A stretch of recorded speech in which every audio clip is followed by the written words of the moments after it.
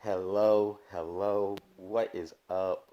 It is Charles Taylor back on the first shorty of the year. It is great to be back with y'all on this forum. It has been a while, but it was time to bring it back, so here we are. So hopefully we can get Patrick Brackett in here to make a shorty later on in the week. And this is a part of a, well, I guess new slash old format because normally we'll do a shorty each one a week. It's been a while since we've both done one, so hopefully we can start being more consistent about that to add on to the content with this webcast. So it's good to be back on here. Happy Monday to everybody, and I am here for this one to talk about the Dallas Mavericks. So on Sunday, the Mavericks traded to acquire Kyrie Irving from the Brooklyn Nets in exchange for, I think it was, Spencer Dinwiddie, Dorian Finney-Smith, and a few draft picks. Now, I could understand if you are a Mavericks fan and you are excited about getting Kyrie Irving. Uh, you get to pair him with Luka Doncic, and of course, those two players are the best among the best bucket getters in the NBA. If you need a score, if you need offense, those two dudes are where you turn to get buckets.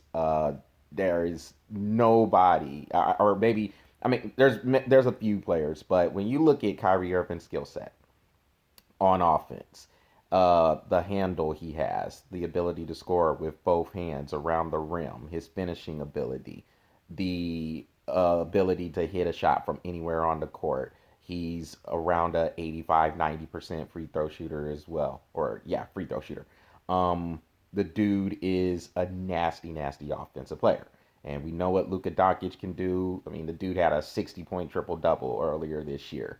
Um, he Both of those guys are great offensively. So if nothing else, you know you're going to get a lot of points scored with those two guys on the court. So with this league and sports in general being geared more toward the offense, it is obviously exciting pairing for Mavericks fans, NBA fans, people who love to see the wide open up and down basketball.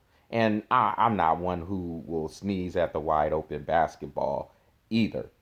But, man, there's a but. Um, Number one, if you're going to win a championship, you have to be able to play defense at some time, at some point. And the Mavericks have none. They didn't have any before they got Kyrie Irving. And going back to Irving, Irving is a terrible defender. He has not been good on that end throughout his career. He's just not that good of a guy. He's a very good offensive dude, but terrible on defense. And we know Luka Doncic is terrible defensively as well. And then on top of that, Kyrie Irving has been a bad teammate. He's not a good teammate. Y'all have heard me and Patrick and other guests who has been on this show. Y'all have heard us talk about how bad of a teammate Kyrie Irving is. So now, if you're Dallas, you pretty much mortgage the future to bring in a guy who is not really guaranteed past the end of this season. So in essence, you might be getting a year rental because he wants a max extension. Now, we'll talk about the other teams that were involved in a potential Kyrie Irving deal on the webcast on Tuesday night. So Patrick and I will cover that a little bit. We'll talk about the Lakers, the Phoenix Suns, the Clippers, and some of the other teams that I guess were involved or interested in perhaps trading for Kyrie Irving. But for today, I just wanted to cover the Mavericks in and a little bit of the Nets in too. If you're Brooklyn, you're shouting for joy because it has been an absolute disaster since Kyrie Irving has been there. He throws teammates under the bus, and his availability is left to be desired. If he isn't injured, then he's going to lose somewhere, or it's a vaccine mandate problem, or it's a anti-Semitic comment that he makes. It's just a lot of drama that comes with Kyrie Irving, and I know he's talented, But is it really worth that headache?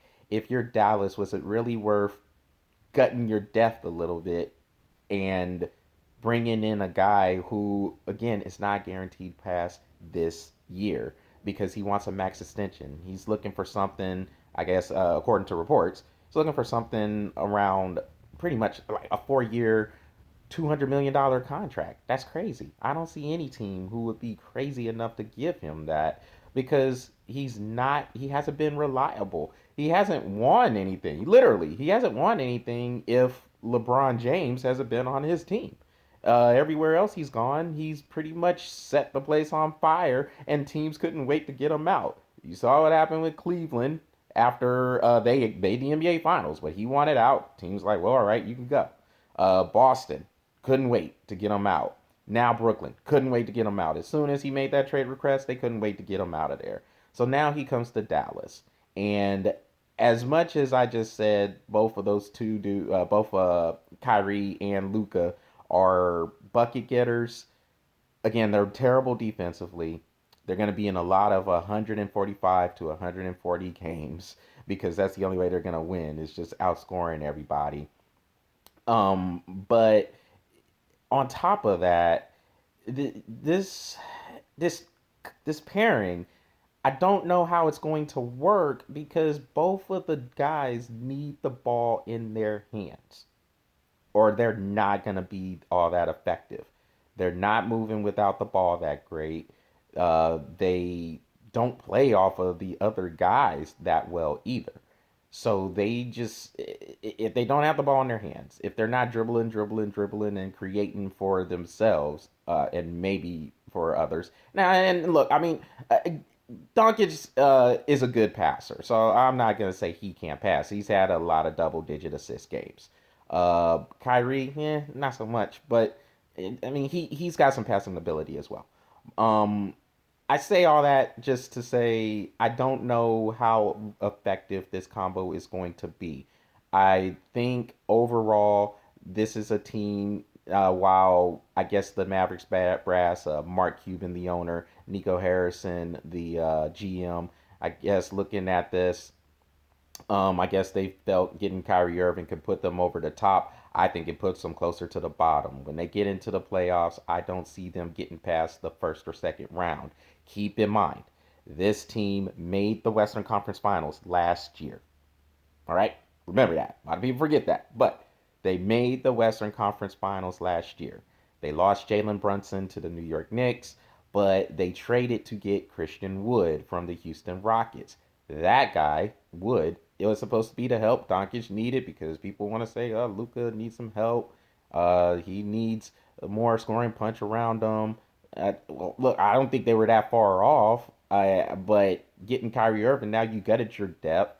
You get Dinwiddie and Finney Smith to go to Brooklyn. I think Brooklyn actually improved themselves. They have a little bit more depth, and they have some dudes who can play a little bit of defense, which seems to be optional these days.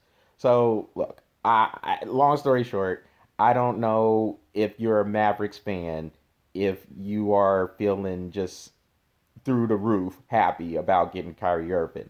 Now, I can understand if you are because of the offensive scoring punch you're going to get, but I don't think this is a good deal at all for Dallas. I think they gutted their depth a little bit, and they won't be making it to the Western Conference Finals. The West is too good. There's too many good teams in there, and they're way deeper than what Dallas was too.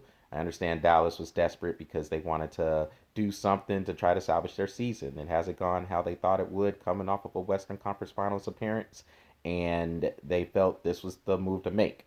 I'm here to tell you it is not the move to make. This team is not going to be good, and they can play no defense. It's going to be ugly, and there's going to be a lot more disappointment here in Dallas. Well, that's what I'm breathing on for today. Y'all make sure y'all go to the Breath of Fresh Air YouTube channel, smash that subscribe button, and keep the likes coming on the Breath of Fresh Air Facebook page. Patrick and I should be able to see you tomorrow night, Tuesday night, for a live edition. We'll be back after a week away for me to take care of some things. But we're back, we're ready to go, and we hope to see you tomorrow night. So until then, y'all take care, enjoy the shorty, and